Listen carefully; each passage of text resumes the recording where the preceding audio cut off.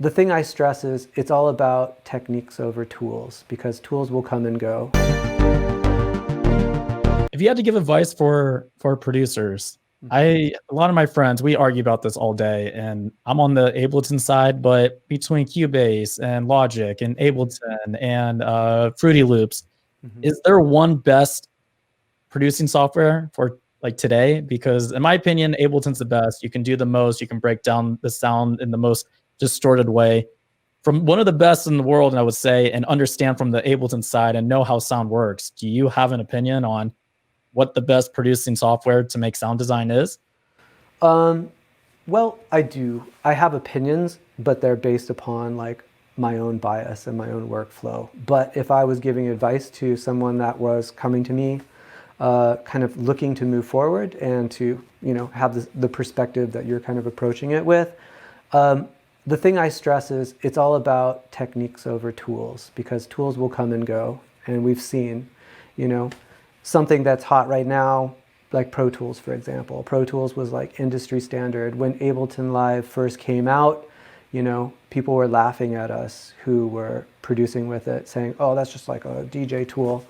The first time I saw it being mentioned in like Tape Op magazine, which is a real kind of, recording engineers kind of publication, and for them to even mention something like that was a milestone. But, that was one of the secrets to kind of my end to the industry as well. It's like I invested in Ableton Live when it was, something that was a DJ tool that wasn't really even taken seriously, to see where it's gone. And one of the things I like about Ableton Live and Ableton as a company is that they really do listen to their users, and they are trying to put out updates that make sense to like push it forward. They were the company that pioneered the nonlinear sequencer, giving you bits of information that you can kind of grab and trigger back rather than just having it going across the timeline. Press play, end up stopping at the end of it. Here you can kind of mix and match. And I think that's something that all DAWs are going to look like moving forward. We've already seen that being integrated in the newest version of Logic Pro. So, which is interesting enough, because I have friends that work at Apple as well, and colleagues, and they were calling us up going like, hey, what do you like about Live, and why is it important for you? But at the end of the day, all of them work in the same way. They all allow you to be creative, and if you get hung up on tools, you'll just keep searching for more tools. And having come from humble means, having, had to really dive into one machine to kind of get the most out of it, and to kind of figure out like how I can use this one thing in about 900 different ways. Having those type of limitations really did lead to innovation. I always say that, like, limitations lead to innovation. So if you don't have the latest, greatest thing, or if you don't have that thing that, your buddy has or whatever, don't feel like you can't produce, or that you can't like take your things to the same level.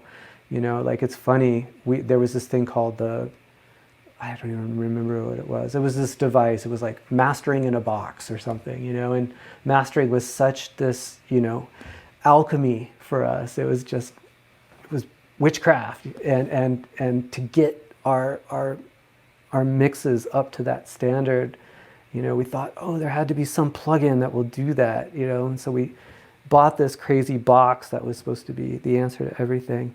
And we got the box, and we're like, okay, well, it's not really doing what we thought it was going to do. And years later, like looking back on that, it was like, of course it's not, because it wasn't about mastering. It was actually about the mix, and the mix goes about what you're putting into the mix. So it's the ingredients that count. So kind of going back to that found sound thing too, like starting from scratch. If you go to make a pasta, if you have great ingredients, then you're already ahead of the curve. Rather than having like cheap stuff, then you got to work harder to make it, into a good pasta or whatever.